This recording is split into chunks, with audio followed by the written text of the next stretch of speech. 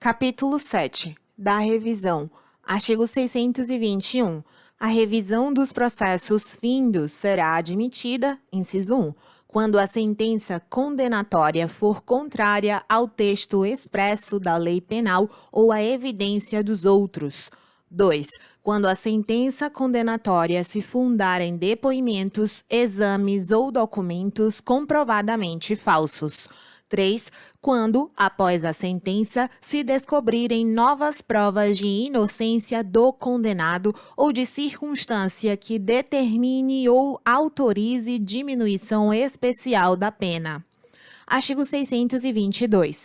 A revisão poderá ser requerida em qualquer tempo, antes da extinção da pena ou após. Parágrafo único. Não será admissível a reiteração do pedido, salvo se fundado em novas provas.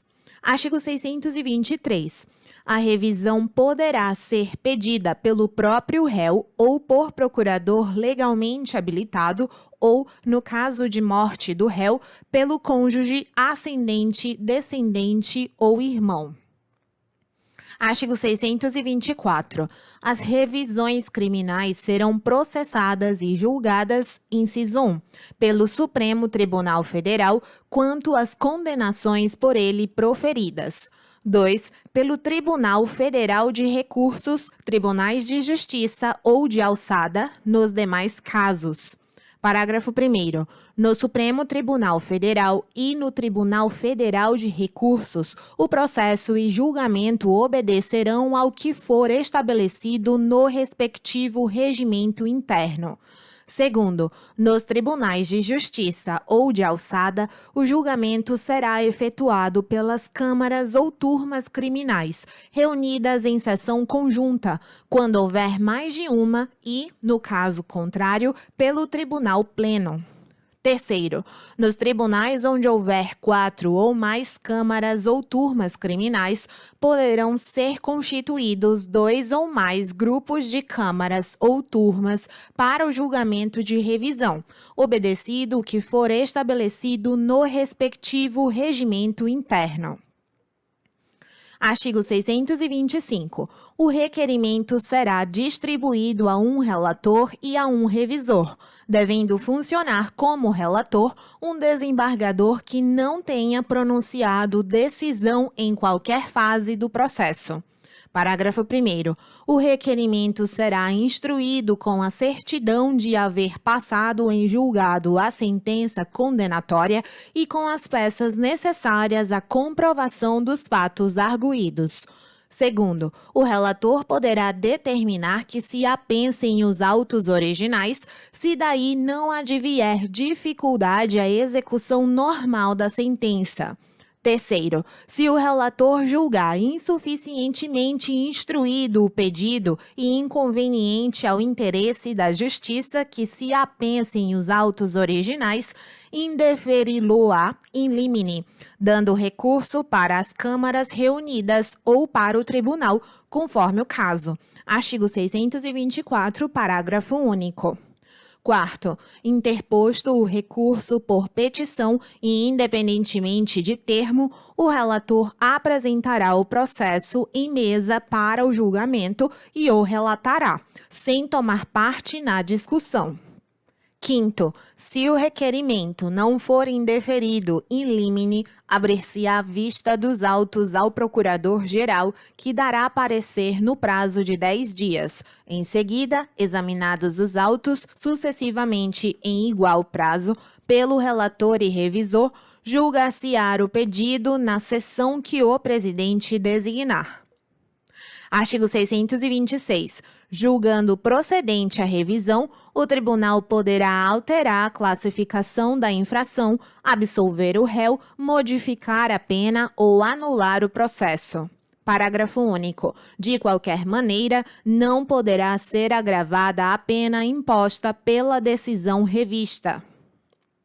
Artigo 627. A absolvição implicará o restabelecimento de todos os direitos perdidos em virtude da condenação, devendo o tribunal, se for caso, impor a medida de segurança cabível. Artigo 628.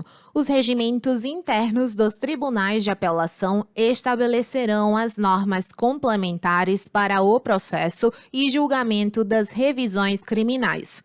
Artigo 629. À vista da certidão do acórdão que cassar a sentença condenatória, o juiz mandará juntá-la imediatamente aos autos para inteiro cumprimento da decisão. Artigo 630. O tribunal, se o interessado o requerer, poderá reconhecer o direito a uma justa indenização pelos prejuízos sofridos. Parágrafo 1º. Por essa indenização, que será liquidada no juízo cível, responderá a União, se a condenação tiver sido proferida pela Justiça do Distrito Federal ou de território, ou o Estado, se o tiver sido pela respectiva Justiça. Segundo, a indenização não será devida, alínea A, se o erro ou a injustiça da condenação proceder de ato ou falta imputável ao próprio impetrante, com a confissão ou a ocultação de prova em seu poder. B, se a acusação houver sido meramente privada. Artigo 631.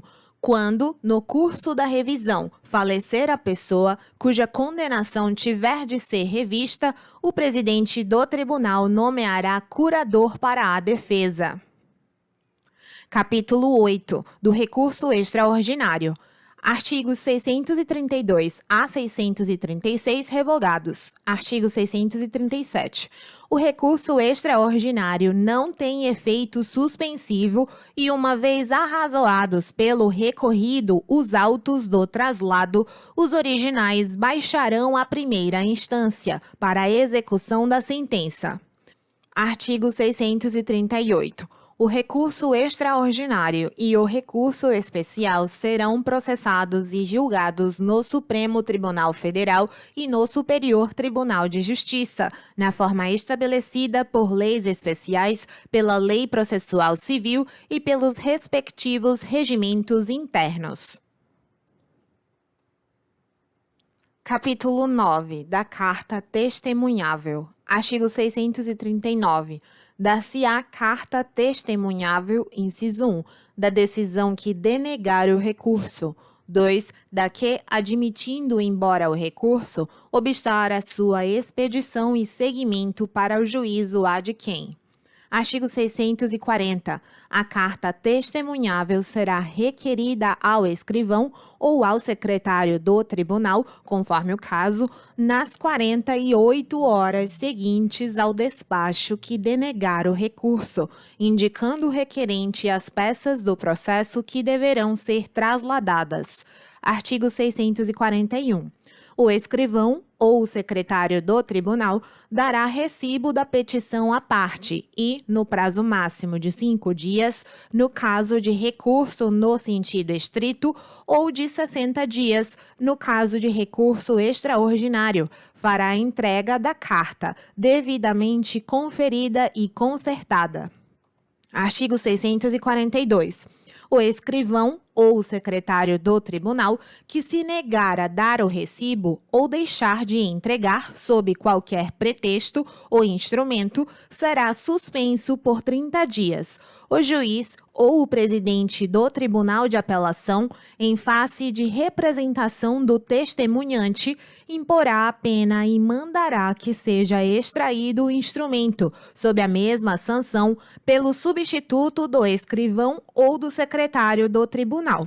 Se o testemunhante não for atendido, poderá reclamar ao presidente do tribunal ad quem, que avocará os autos para o efeito do julgamento do recurso e imposição da pena. Artigo 643. Extraído e autuado o instrumento, observar-se-á o disposto nos artigos 588 a 592, no caso de recurso em sentido estrito, ou processo estabelecido para o recurso extraordinário, se deste se tratar. Artigo 644. O tribunal, câmara ou turma a que competir o julgamento da carta, se desta tomar conhecimento, mandará processar o recurso ou, se estiver suficientemente instruída, decidirá logo demérites. Artigo 645. O processo da carta testemunhável na instância superior seguirá o processo do recurso denegado. Artigo 646. A carta testemunhável não terá efeito suspensivo.